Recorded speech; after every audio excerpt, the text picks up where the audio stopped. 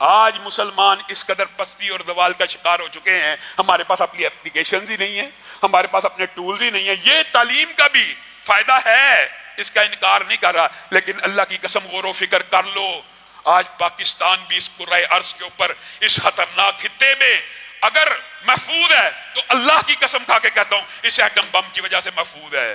کہ چلو شکر ہے اس خطے کے حکمرانوں نے یہ سوچ لیا اور نبی کی اس حدیث کے پر عمل کر لیا کہ واقعی قوت کا دار و مدار اسلحے پر ہوگا، شکر ہے وہ حاصل کر لیا۔ لیکن تمام اسلامی ممالک کو اس کی طرف آنا پڑے گا۔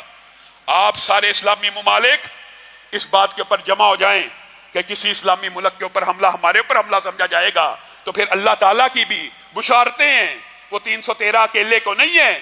کم من فیۃ قلیلۃ غلبت فیۃ کثیرۃ باذن اللہ، کتنے ہی کم تعداد کے لشکر کتنے ہی بڑے تعداد کے لشکروں پہ غالب آئے ہیں، کس بنیاد کے اوپر؟ اسلحے اور ایمانی قوت کی بنیاد کے اوپر۔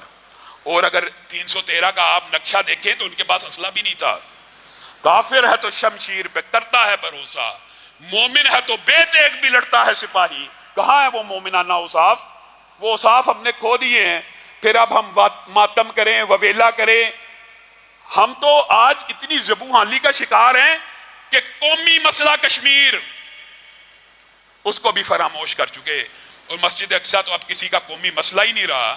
وہ مسجد اقصیٰ کہ سبحان الذی اسریٰ بعبدہ لیلا من المسجد الحرام الی المسجد الاقصیٰ، اس کی قدر و قیمت بھول گئے ہو؟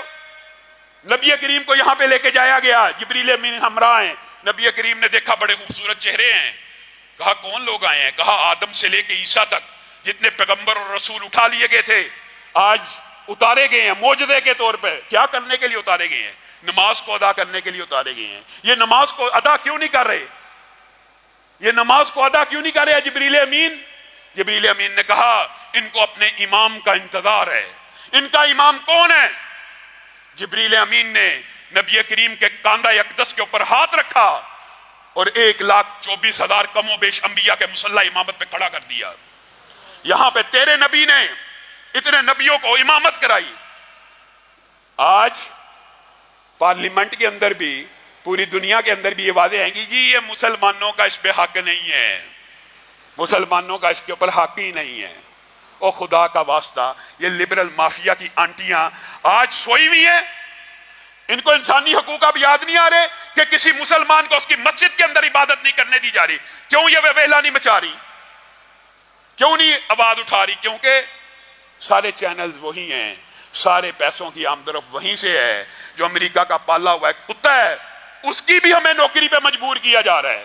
امریکہ تو چلو چودھری ہے، جب تک قوت طاقت نہیں آنی اس کے ساتھ ہیلو ہائی رکھنا مجبوری ہوگی۔ سمجھ آ گئی ہمیں بھی بات کہ ایک چودھری کے ساتھ یس رکھنی ہے، لیکن کیا اس کے پالے ہوئے کتوں کے آگے بھی لیٹ جانا ہے؟ اسرائیل کو کوئی باضمیر بندہ کس اصول کی بنیاد کے اوپر تسلیم کرے؟ کیسے تسلیم کرے؟ اللہ رب العزت سے آپ سب لوگ، پھر بات وہی آ جاتی ہے، ہم دعائیں کر سکتے ہیں اور کیا کریں؟ جہاد کرنے کا نام لیں تو پکڑ کے جیلوں میں ڈال دیا جائے گا۔ کوئی جہاد کی بات کر سکتا ہے؟ آج فرانس نے نبی کریم کی توہین کی ہے، فرانس کے خلاف جہاد کا فتویٰ دینے والا کوئی عالم دنیا میں موجود ہے؟ اسرائیل ڈنڈے کے زور کے اوپر، طاقت کے زور کے اوپر آج مسجد اقصیٰ پہ حملہ آور ہے۔ حکمران دورے کر رہے ہیں، ایک دوسرے کی خاطر مدارت کر رہے ہیں، ایک دوسرے کی آؤ بھگت کر رہے ہیں۔ 55 اسلامی ممالک کے ضمیر سو گئے ہیں۔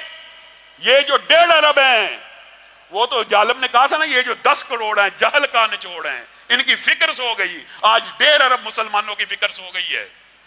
آؤ اپنے اسلاف کی روایات کی طرف پلٹو۔ تمہیں تاریخ بھی غلط پڑھائی گئی، تمہارے ساتھ پراپوگنڈا کیا گیا، تمہیں یہ سمجھایا گیا یہ 1,000 برس پرانی یونیورسٹیاں تھیں، ان کی وجہ سے شاید یہ مسلمانوں پہ غالب آ گئے۔ نہیں، تمہیں غلط سمجھایا گیا۔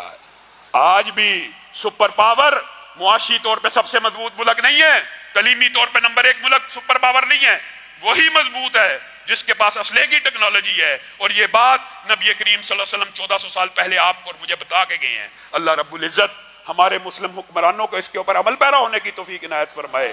سبحان ربک رب العزت عما یصفون وسلام علی المرسلین والحمد للہ رب العالمین۔ معزز سامعین گرامی قدر،